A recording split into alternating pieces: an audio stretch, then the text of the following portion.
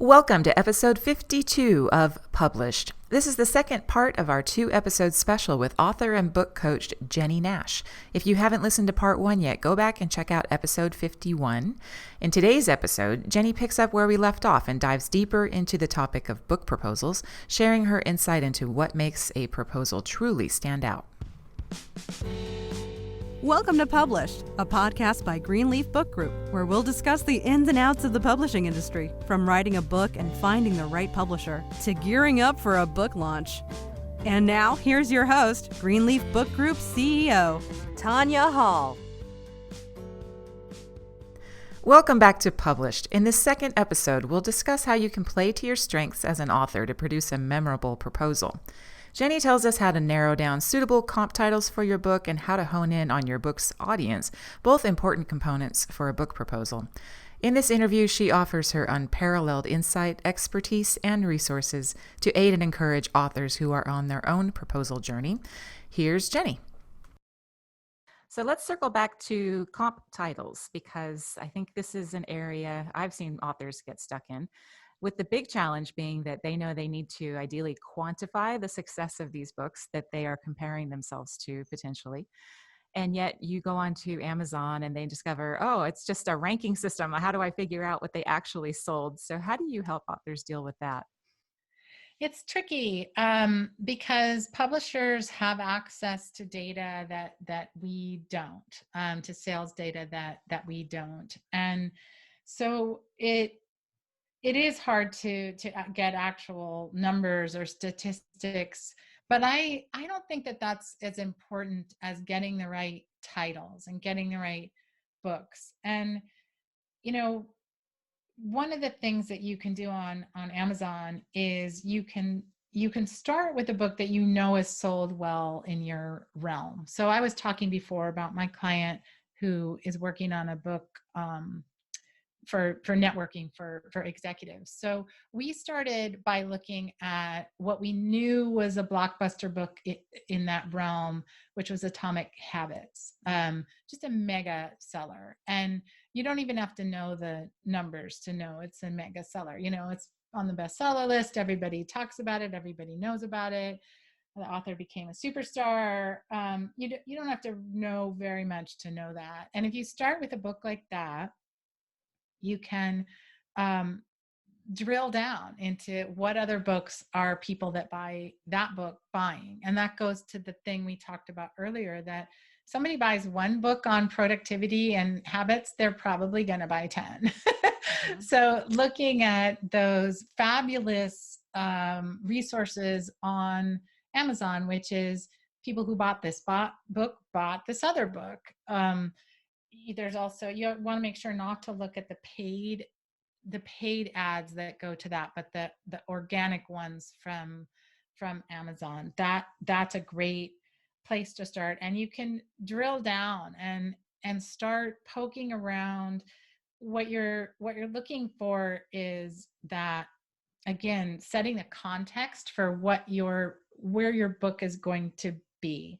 So something like Atomic Habits is going to lead you down into productivity books. So now you're going to get into, you can go down that rabbit hole, and you want to pull yourself back before you go too far down any given rabbit hole. Because what's interesting about comp titles is you get somewhere in the neighborhood of 6 is what I usually recommend, about 6.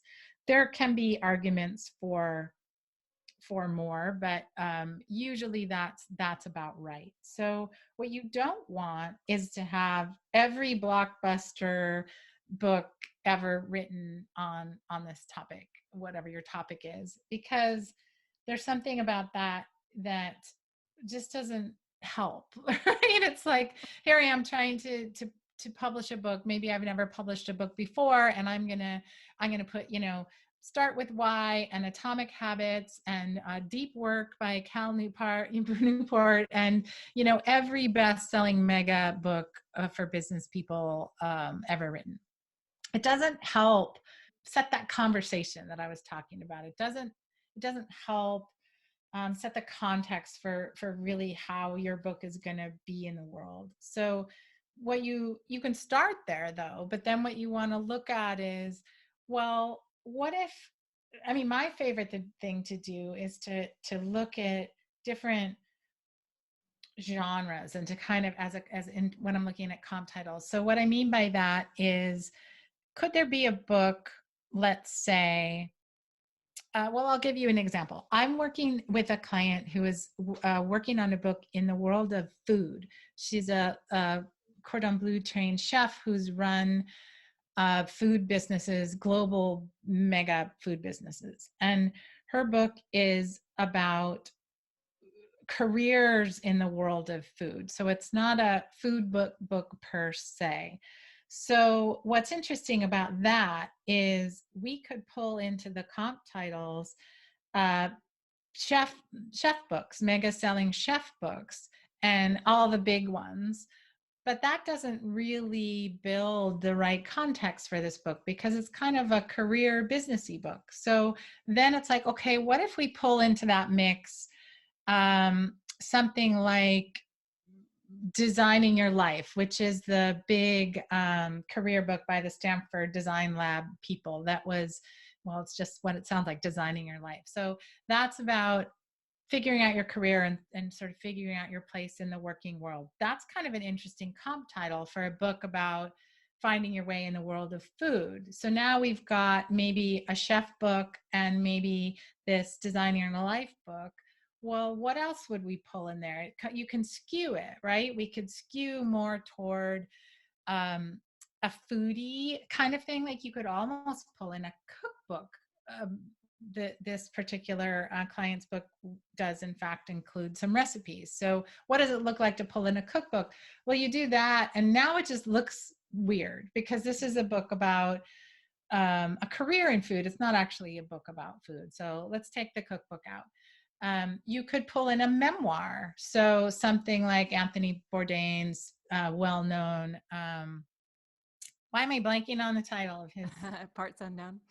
No, the first one. It's like Kitchen Confidential. Ah, That's yes, it. yes.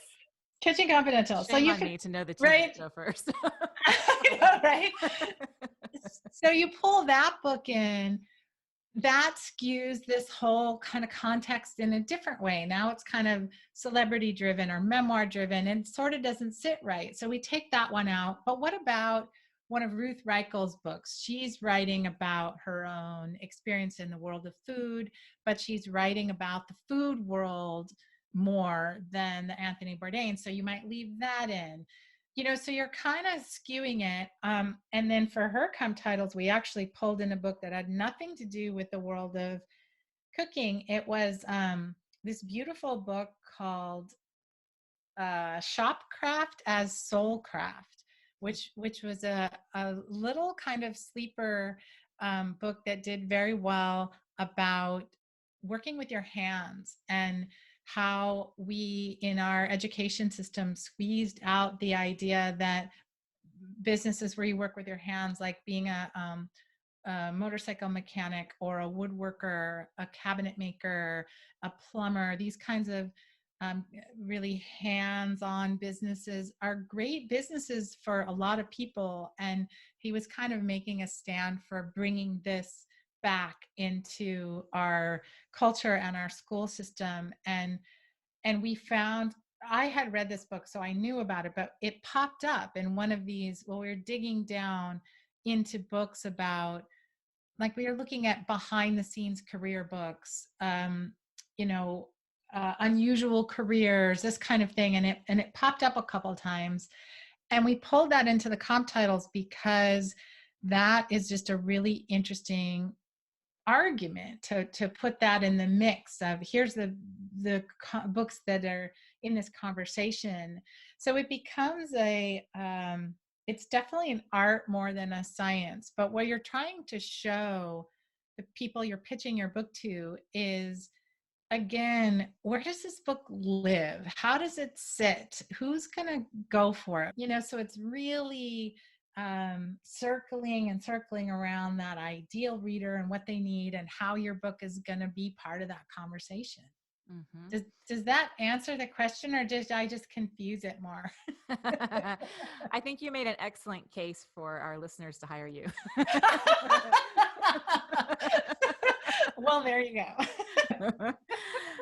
Okay, well, let's switch gears over to the marketing section, because one of the other things I've been asked before is, well, given this stage at which we're developing the proposal and the timeline to when my book comes out, obviously they're not going to have TV bookings and radio or really much of their marketing confirmed. They may have some intentions.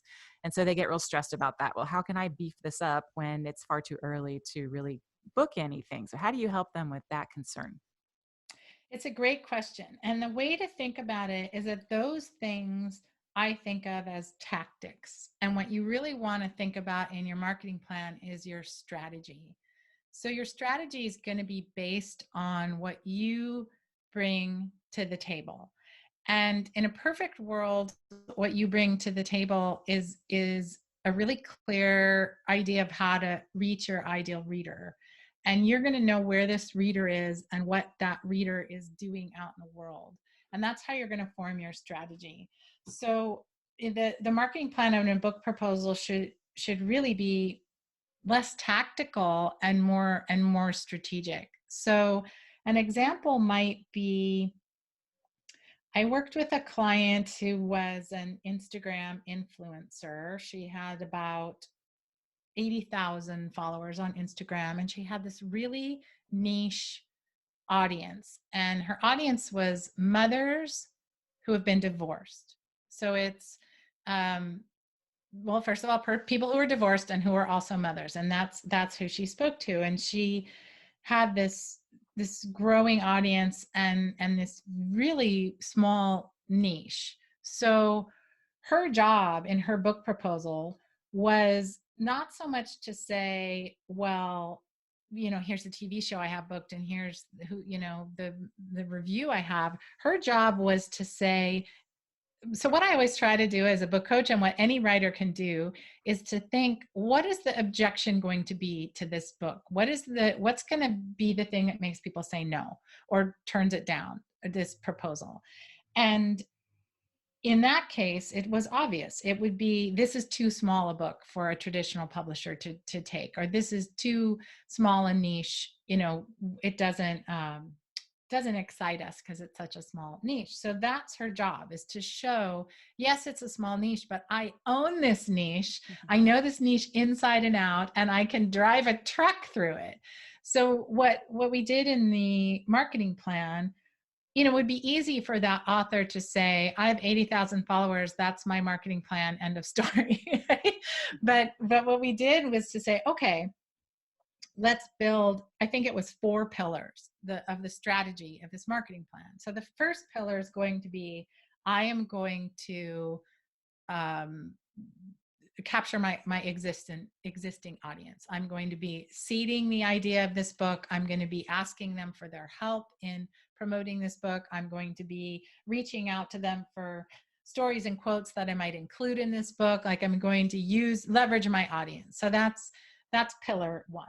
Then pillar 2 would be, okay, because I'm an Instagram influencer, I have connections with other Instagram influencers. So the second part of my strategy is going to be leveraging those specific connections. And so we called out the people that she knows and that she could connect with and reach out to in a very specific way. So it was like, she had done a few guest posts for Scary Mommy, which anybody in the world of parenthood knows is just this juggernaut brand. And so in the marketing plan, it would be, okay, from now till when my book is going to come out, I'm going to pitch more guest posts to them. I'm going to, beef up what I am giving to them. So the generosity that I'm giving to them with my content. And I'm going to reach out to them for a partnership when the book comes out. And here's the person I'm going to reach out to on their staff that I know, and here's the partnership that I'm going to propose. So incredibly specific strategic plan for every one of those Instagram influencers. Then the third pillar we looked at were podcasters. And what we did in that section of the marketing plan was, again, to focus on the strategy. What can I talk about to a general parenting audience that would help sell my book and establish me as an expert in this field, but also be helpful to that audience. So it's really looking at how she could position her topic to a more general media audience. And that then led us to the fourth pillar, which was print, other kinds of media, parenting media, and again, a really specific list of, okay, if I pitched a parenting magazine, this is literally the article I'm going to pitch. And we almost brainstorm pitches for the articles very specifically. And I'm just recalling that she and I actually had a fifth pillar, which was live speaking events and keynotes at women's empowerment type events. So that sort of was pulled in from the comp titles that we had done. So you can see that what you do is you leverage what that author is bringing to the table, and you build a strategy around it. Now, let's say somebody's not an Instagram influencer and they don't have that.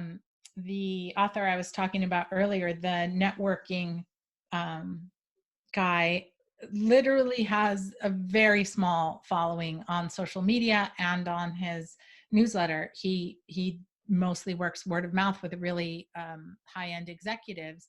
So he did not have any of those to use in his strategy. So his strategy, and at first we sort of were wringing our hands around this. And the same thing I spoke about earlier is you have to look and say, what's the hurdle going to be for this particular author and this particular idea and this particular book? And our hurdles were, a lot of books like this are coming out right now. After the pandemic, there was kind of a lot of noise around this idea, and also that he didn't have a following. So those were kind of the two things we were trying to solve for in this book proposal. So when we were wringing our hands over it, because there were some people with big followings coming out with books on this topic, and how was he going to compete with that? So the strategy was, well, he has this killer network, just a really killer network of people that he knows. And it was kind of hilarious because the more we dug into it, the more was revealed. And in his particular case, things were revealed that he didn't even realize were marketing or strategic advantages. Among them, he had for years been selling this workbook or guidebook to his business school alma mater and several other business schools that had picked up on it as well. And he didn't even tell me that. It wasn't even in the marketing plan. And when he told me that, I was like, wait, what? The business schools are literally for years have been buying this thing and using it in their career counseling centers from you? Well, that means people at those places. You've done business with those people at those places. Those are the people who can sell this book, who can, so we built a whole thing of him doing presentations to business schools, to career centers at business schools around the country, basically trying to show, I know this audience, I know how to reach it, I can get this book into people's hands. So it takes kind of just a strategic mindset and digging into how can you best position this book. So you can see that it has really nothing to do with what media they're going to get or any placements they're going to have, but with the strategy of how they're going to approach it. And it's a really effective way of positioning your marketing. Mm-hmm. Yeah, I can see that. And as I'm listening to you, I love how you talk about solving for the reasons why they might say no. I think that's Yeah, an excellent way to approach any sort of persuasive task. So, would you say that of the proposals you've seen that really stand out, is that what they've accomplished? Is that the key to making your proposal stand out, to not leave a no? exactly. So when people are being pitched, at least in the world of publishing, they you kind of they kind of are looking for no's, because that's makes it easy. Like if you've got 300 pitches in your inbox and you're an agent, which is very typical, you're going to be whipping through those, with a really critical eye, and you're spending 10 seconds or 20 seconds or 30 seconds. And if it's like, that's a weird title, no. Or like, this book has already been done, no. Or I've seen 4 million things like this since the end of the pandemic, no. They want to say no because it's easier. To say yes means they have to keep reading. Like, oh, this sounds good. This sounds interesting. Oh, this person's done their homework. Oh, this person really knows this market. Oh, this person really, has a strategy for connecting to these readers. Oh, this person is self-aware about their own, you know, what they can leverage. That takes a lot more time to say yes. And then you're probably having to take that proposal to your colleagues and share it with them. And that's social capital you're spending, right? Like, Tanya, I'd like you to spend an hour looking at this proposal because I think it's great. How many times can I do that? So yes costs something and no doesn't.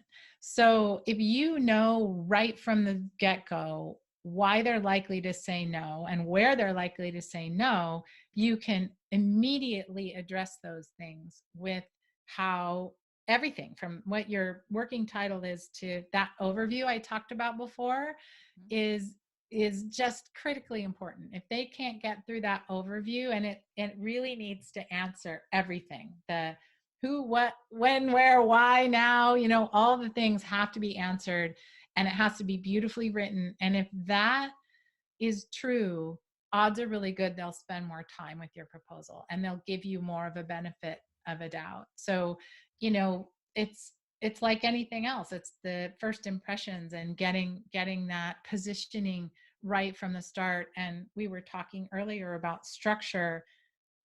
If your overview is kind of rambly, like, well, I'm going to be talking about divorce and I'm talking about moms and it's going to be and it's going to be this and that, it's already a no. Whereas what my client did with that particular project was she hit us right from the start with these staggering statistics about the number of divorces coming out of the pandemic and the massive backups in the court system because of it, and that all these moms with kids were going to be getting divorced. So, her context right from the start was, this is a huge problem right now, and it's a big market right now, and I have the solution. So that was the way in. So yeah, it's always thinking about why are they going to say no, and for the vast majority of writers, they're going to have the problem of platform. You don't have a platform. You don't have 100,000 Instagram followers. So that's usually the thing you have to solve for right away. And you usually know that. And it's okay. It's solvable. But in a lot of cases, it's solvable. But yeah, it's knowing what you're bringing to the table and what might get in your way. Yeah, good advice. So obviously there's a lot to this process. What resources do you suggest for people who are just getting started on their proposals? Well, you can go to my website, which is jennienash.com. And right on the homepage, I have a video where I go through those 8 sections of the book proposal that we talked about. And if you're wondering what those are, you didn't write them all down, that video just goes through them sort of the way I did here, but you can pause the video and take notes. That's a good resource for just what goes in a proposal. And I also have at jennienash.com/idea. I have a download. It's a free download. You don't even have to give your email address.